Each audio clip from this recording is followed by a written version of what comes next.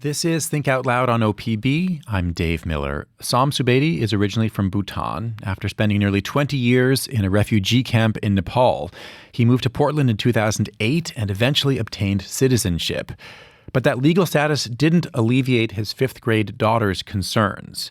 Because of his skin color and accent, she was worried that immigration agents might detain him while she was at soccer practice. That led Subedi to organize the recent Refugee and Immigrant Girls World Cup soccer tournament, where young athletes could compete with less fear of federal immigration enforcement activity. Som Subedi is a founder of and a volunteer for Bottles to Soccer, and he joins us now. It's great to have you back on the show. Thank you, Dave, for having me here. I mentioned that part of the impetus for this recent event was your daughter. What were her exact concerns? What were your conversations with her like? So she came home, and then we were going to the practice. So she was concerned that I might be taken away after her practice. She may not be able to see me. And also she was asking, what if they take me away while I was dropping her off? So those were all the concerns. And even I showed my ID and passport. That was not also calming her down. You showed her your ID my and your passport, your U.S. passport. Real ID. Yeah. She said, no, that's not enough. That didn't calm me. her enough. So those are all the concerns she had. But, when there are concerns for the parents, it's hard to just seal that and then getting into the kids.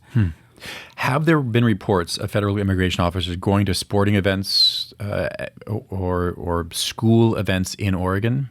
Yes, and I had families and partners brought that up before during the organizing or heading up to the tournament, and then I was very determined that I was more focusing on what brings us together, and ICE had created that enough fear and made that enough damage in the community, for like creating that fear and anxiety. So we didn't need their presence, but they had that. The tactics won that already when it comes to fear and anxiety. So I was, focusing more on bringing these girls together. And then partners together. And then when the community comes together, we create that shield and protection for the girls. Why soccer in particular? So for me, I played soccer all my life. And Portland claims Soccer City USA. So Portland soccer is very big, especially in refugee immigrant communities. And also there are a lot of barriers for girls to be part of the soccer. So language barrier, cultural barrier, and especially after COVID, girls are not coming back compared to other genders. So it was very, and then also my newest way of giving back is countering fear the ICE has created. How do you do that? I mean, it seems like, and I say this with respect, it was hard for you to counter the fear in your own household. So how do you conquer fear for strangers? So when I came to this country in Portland, especially with $10 and a plastic bag, I had nothing to worry. And now Portlanders empowered me, and I'm empowered. I feel empowered, and a lot of support from the community. So I have nothing to lose than to counter fear and provide that safety for the girls and the community. How did you spread the word about this? So we had a lot of partners. We had 32 partners, and East Side Timbers co-hosted this. So I know these community leaders where they live. They know where I live. So I spread the word through community leaders. And I went to community gardens. I went to ethnic stores, all this, and went to temples and churches. So I spread the word through those channels also. But also, my volunteer job is 5 to late evenings or up to midnight or weekends, holidays, going and meeting those girls and then asking them and talking to them. They were fearful. They didn't want to leave the house. They were scared, especially the parents. So, when we have solution within the community, that's more generational experience and expertise. We don't have to do a system way of like survey or focus group.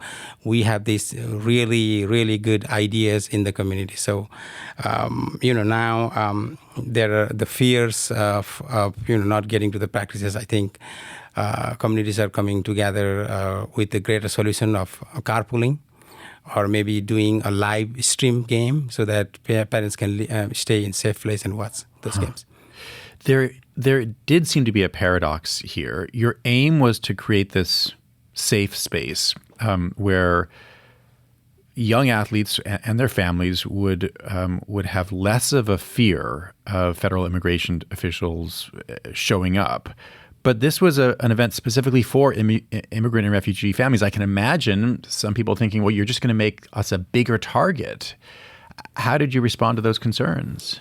So, as I mentioned, partners and families were concerned about ICE showing up at the field. As I mentioned, they had won that game of having that enough damage in the community, and just having the tactics and fear. So I was more focusing on bringing community together. Even there was a fear. I found some of those girls were very determined, very resilient. So when I announced this, I knew they would come together, they would score, they would celebrate, and they know community would have their back. What was the event like? I heard them talking in their language. I saw them dancing. I saw them having connection made. They were joy. There was joy there, and I felt like they were safe.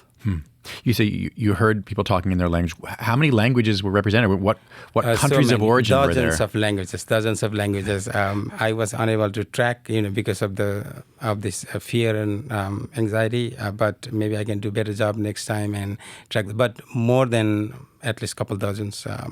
Lot of, and then soccer doesn't need a language. You just need a ball and community to come together. You had local law enforcement on hand all day, I understand. What were those partnerships like? So, I had the conversation before that day, right? They were there to provide the support, not kind of policing role. And they were there, talking to audience and participants and creating that kind of safe place for them. And more, then our human rights advocates and police department, their communities came together. Some of those never played soccer, but they are there for the girls. We last talked in 2016, 10 years ago, when you were a delegate at the National Refugee Congress in Washington, D.C. And we learned in that conversation, I mentioned briefly in my intro, that you came to the U.S. in 2008.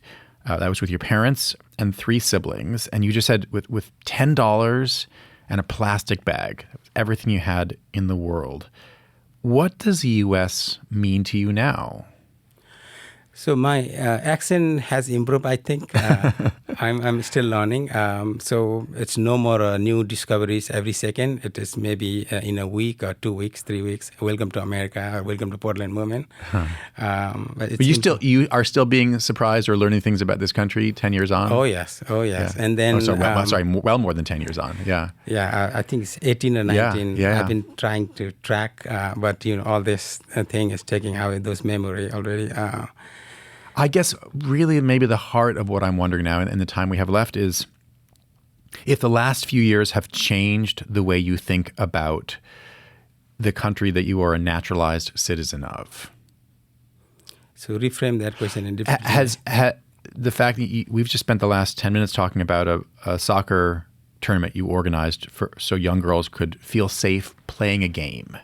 This is your country. You are a naturalized citizen of the U.S. I'm wondering if the last couple years of the Trump administration has changed the way you think about the United States of America. Definitely, yes. At times, I want to leave this place, and then maybe when things are better, I come back, right? So as a U.S. citizen, I think I can do that. because I have a U.S. passport. But also I see the family, they were born here. So, yeah, there are, times, woke up middle of the night and then, what are we doing to this country that people, hoped for? Or I came to this country to have a better life. And then all this anxiety and then fear, all this through family, through communities, divided, all this. And I think, even Trump administration is gone after 3 years or so, I think it will take for like a longer time to come back. And that mental health and the anxiety.